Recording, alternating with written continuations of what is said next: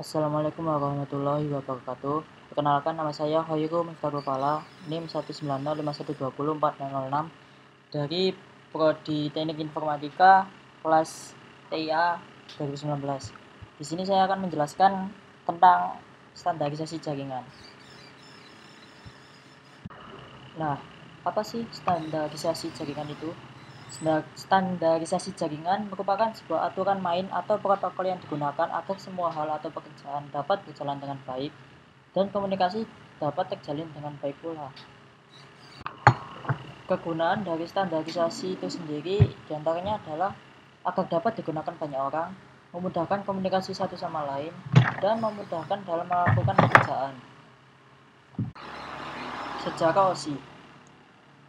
The Open System Interconnection atau yang sering kita sebut dengan OSI adalah susunan atau kerangka jaringan yang diimplementasikan melalui protokol jaringan dalam 7 lapisan yang berbeda. Nah, kali ini kita akan coba membandingkan masing-masing lapisan model OSI dan memahami bagaimana cara mereka berinteraksi satu sama lain. Jika kita bertanya apakah fungsi dari 7 OSI layer itu, maka kita tidak akan menemukan jawaban secara sempurna. Sejatinya, 7 OSI layer ini hanyalah sebuah konsep dan teori untuk memetakan sebuah sistem dalam jaringan. Sedangkan untuk fungsinya berbeda-beda untuk setiap layer OSI yang bersangkutan. OSI sendiri memiliki 7 layer atau lapisan. Yang pertama adalah physical layer. Lapisan ini berfungsi untuk mendefinisikan media transmisi jaringan, metode pensinyalan, sinkronisasi bit, arsitektur jaringan, seperti Ethernet atau token ring. Terus topologi jaringan dan pengabelan, network interface card atau NIC, dapat berinteraksi dengan media kabel atau radio. Lapisan yang kedua yaitu data link layer. Lapisan ini berfungsi untuk menentukan bagaimana bit-bit data dikelompokkan menjadi format yang disebut sebagai frame. Menentukan bagaimana perangkat jaringan seperti hub, bridge, repeater, dan switch layer 2 beroperasi. Spesifikasi IEE 802 membagi level ini menjadi 2 level anak, yaitu lapisan Logical Link Control atau LLC dan lapisan Media Access Control atau MAC. Yang ketiga yaitu Network Layer. Lapisan ini berfungsi untuk mendefinisikan alamat-alamat IP, membuat header untuk paket-paket, dan kemudian melakukan routing melalui internet networking dengan menggunakan router dan switch layer 3. Yang keempat yaitu transport layer. Pada lapisan ini fungsinya untuk memecah data ke dalam paket-paket data serta memberikan nomor urut ke paket-paket tersebut sehingga dapat disusun kembali pada sisi tujuan setelah diterima. Selain itu, pada level ini juga membuat sebuah tanda bahwa paket diterima dengan sukses dan mentransmisikan ulang terhadap paket-paket yang hilang di tengah jalan. Yang kelima yaitu session layer. Lapisan ini berfungsi untuk mendefinisikan bagaimana koneksi dapat dibuat, dipelihara, dan dihancurkan. Selain itu, level ini juga dilakukan resolusi nama. Yang keenam adalah presentation layer. Lapisan ini berfungsi untuk mentranslasikan data yang hendak ditransmisikan oleh aplikasi ke dalam format yang dapat ditransmisikan melalui jaringan. Yang terakhir yaitu application layer. Lapisan terakhir ini menjelaskan spesifikasi untuk lingkup di mana aplikasi jaringan berkomunikasi dengan layanan jaringan. Menyediakan jasa untuk aplikasi pengguna. Layer ini bertanggung jawab atas pertukaran informasi antara program komputer seperti program email dan service lain yang jalan jaringan, seperti server printer atau aplikasi komputer lainnya. Berfungsi sebagai antarmuka dengan aplikasi dengan fungsionalitas jaringan, mengatur bagaimana aplikasi dapat mengakses jaringan. Ini adalah cara kerja dari OSI layer. Cara kerja OSI layer bisa dibilang sangatlah panjang dan cukup rumit. Contoh kecilnya ketika kita hendak mengirim sebuah email ke komputer lain, berikut ini adalah tahapannya. Yang pertama, application layer mengirim data ke komputer lain.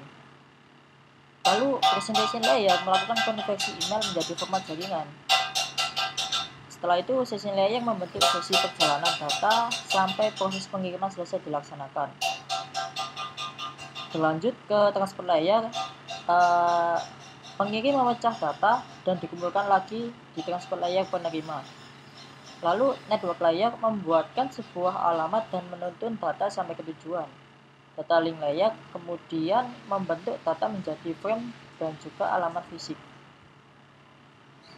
Lalu di physical layer, data akan dikirimkan lewat medium jaringan ke lapisan transport penerima setelah alur berbalik dari physical layer ke application layer pada komputer penerima. Sejarah TCP/IP.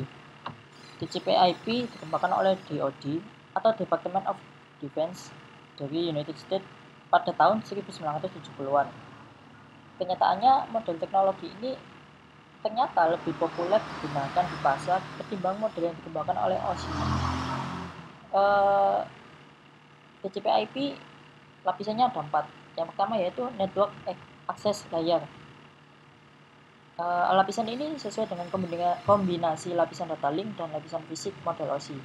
Itu memperhatikan pengalamatan perangkat keras dan protokol yang ada di lapisan ini memungkinkan untuk transmisi fisik data. Yang kedua yaitu Internet Layer. Lapisan ini sejajar dengan fungsi lapisan jaringan OSI. Ini mendefinisikan protokol yang bertanggung jawab untuk transmisi data logis melalui seluruh jaringan. Yang ketiga yaitu host-to-host layer. Lapisan ini dianalogikan dengan lapisan transport model OSI. Ini bertanggung jawab untuk komunikasi ujung ke ujung dan pengiriman data bebas kesalahan. Ini melindungi aplikasi lapisan atas dari kerumitan data. Yang keempat yaitu application layer. Lapisan ini menjalankan fungsi dari 3 lapisan teratas model OSI, lapisan aplikasi, presentasi, dan JSON. Ini bertanggung jawab untuk komunikasi node to node dan mengontrol spesifikasi antar muka pengguna atau user. Ini adalah perbedaan cara kerja TCP/IP dengan OSI layer. Perbandingan TCP/IP dan juga UDP.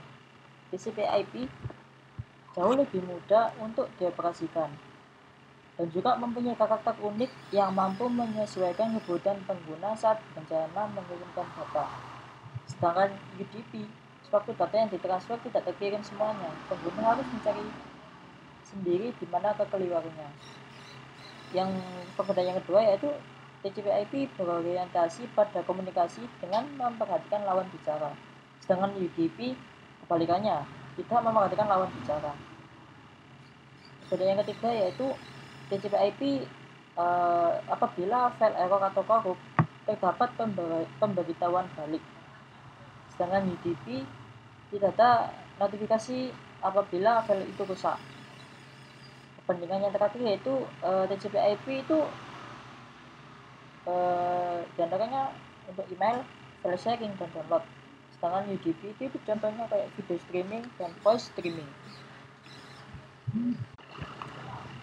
Sedangkan ini adalah perbandingan TCP/IP dan juga OSI. Yang pertama, TCP mengacu pada Transmission Control Protocol.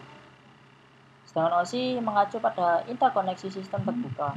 Yang kedua, perbedaannya TCP/IP lebih andal, sedangkan OSI itu kurang andal.